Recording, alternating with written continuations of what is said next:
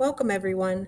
Today we'll be reviewing Radford City Public Schools' implementation of House Bill 2219, which focuses on augmentative and alternative communication, or AAC. This presentation will walk you through what AAC is, why it matters, and how we're supporting students and staff across the division to have a better understanding of AAC. We'll begin with an overview of House Bill 2219 and what it means for RCPS. Next, we'll take a look at RCPS's new tier training system for AAC. We'll also share with you the AAC Continuum, review the AAC Bill of Rights, and cover some key do's and don'ts when supporting students who use AAC. Finally, we'll wrap up with a general introduction to AAC and the support that we will be providing to staff in our division that work with students who utilize AAC. House Bill 2219 requires each school division to document on a student's IEP when they use AAC. This includes identifying the student's communication needs, their communication access, and the support needed for successful use. It also requires divisions to ensure that each staff member providing instruction or direct support to an AAC user receives appropriate training.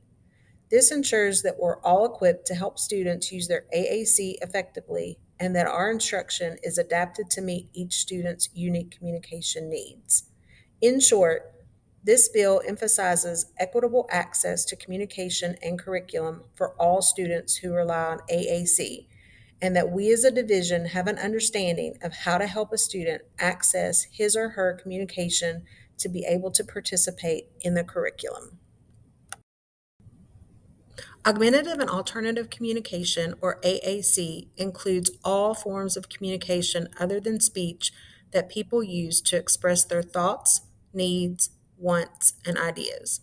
When we communicate, we often use methods that either add to or replace spoken words, things like facial expressions, gestures, symbols, pictures, and even writing.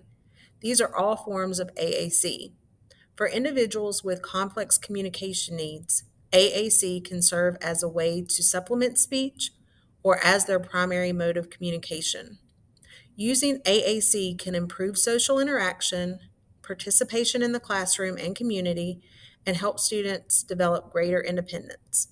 AAC systems can range from no-tech options like gestures and picture boards to high-tech systems such as speech-generating devices. AAC allows each student to communicate in the way that works best for them and meets his or her needs. At Radford City Public Schools, we've created a tiered system for AAC training to ensure that all staff receive the appropriate level of knowledge and support to help students that use AAC. Tier 1, Beginner Bobcat AAC. This level includes all RCPS employees. It provides an overview of what AAC is, why it's important, and how we can all support communication access for every student. Tier 2, Intermediate Bobcat AAC.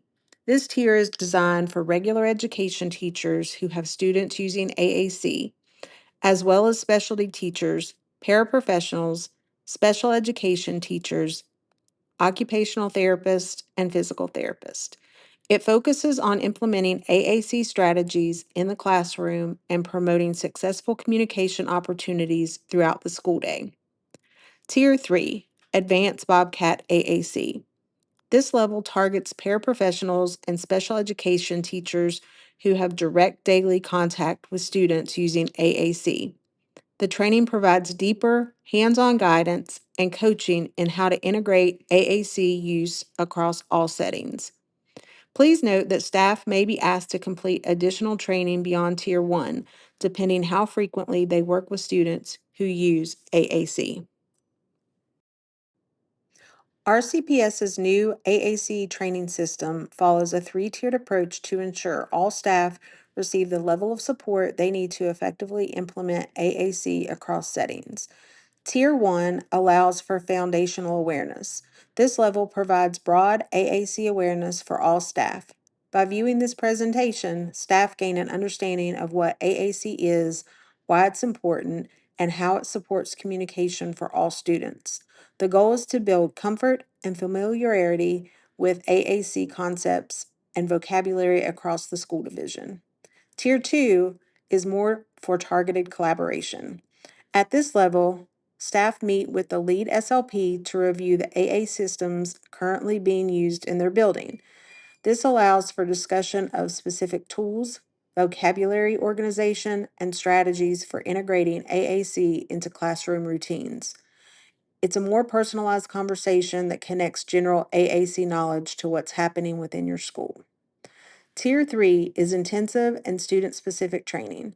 This tier provides individualized hands-on training focused on particular students' AAC system.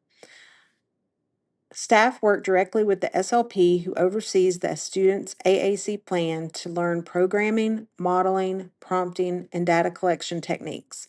The goal is to ensure consistent, effective communication support tailored to the student's unique needs. The AAC continuum refers to the range of communication methods and tools that support or replace spoken communication for individuals with communication needs. The continuum moves from no-tech options to high-tech systems, depending on the individual's abilities, needs, and communication context. No-tech AAC. These methods require no external devices. Communication occurs through natural means such as gestures, facial expressions, body language, eye gaze, and sign language. Low-tech AAC.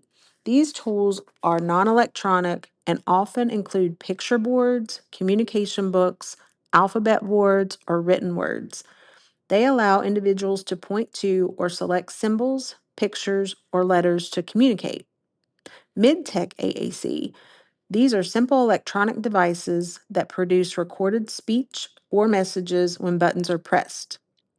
Examples include single message or multi-message voice output devices such as a Big Mac or a GoTalk. High-tech AAC. These systems use dynamic display technology and are typically speech-generating devices or tablet-based communication apps such as Proloquo to Go, TD Snap, or LAMP Words for Life. They can include synthesized or digitized voice output, customizable vocabulary, and language building features. The goal of the AAC continuum is to provide access to the most effective and efficient means of communication. Recognizing that individuals may use multiple forms of AAC across settings. Movement along the continuum is fluid, and users may combine or shift between systems depending on their communication needs, skills, and environments. The AAC Bill of Rights was created to ensure that all individuals who use augmentative and alternative communication are respected, supported, and empowered to communicate as fully as possible. It reminds us that communication is a human right, not a privilege. The AAC Bill of Rights outlines what every person who uses AAC is entitled to, not just in educational settings, but in every part of their life. It emphasizes inclusion, autonomy, and dignity in communication. When supporting students who use AAC, how we interact makes all the difference. These do's and don'ts help ensure we're building strong communication habits and empowering the AAC user's voice. Do model using the AAC system throughout the day. Show students that we all use AAC to communicate, not just during therapy or structured lessons. For example, if you say, let's go outside, also press those same words on the device or show the student the picture. This helps students learn language the same way we all do, through exposure and repetition. Don't limit AAC use to requesting or compliance. Communication should go beyond I want or give me. Encourage commenting, asking questions, greeting friends, sharing feelings, and making choices. The goal is real communication, not just task performance. Do make sure the AAC system is always available and turned on. A communication device or pictures used to communicate are a person's voice. It should never be taken away or left behind. Do respond to every attempt to communicate, whether it's a gesture, vocalization, picture, or device use. When we acknowledge and respond, we teach that communication works and is worth the effort. Do show patience and stay positive. Encourage all communication attempts, even if they're not perfect. Celebrate progress, not perfection. The goal is connection, not correctiveness. Supporting AAC means believing that everyone has something to say and deserves a way to say it. When we model, encourage, and respect communication through AAC, we're helping students find their voice and use it confidently. If you have specific questions, need assistance understanding or using AAC, or feel like you may need more training in this area, please reach out to the SLP that covers your building. Melissa Gerald covers McCarg, Taylor Bell covers Bell Heath, Ann Goodman covers DIS and RHS. Feel free to reach out via email if you would like to chat about AAC. Thank you for your time, attention, and participation in this training. Thank you for supporting our Bobcats that use AAC.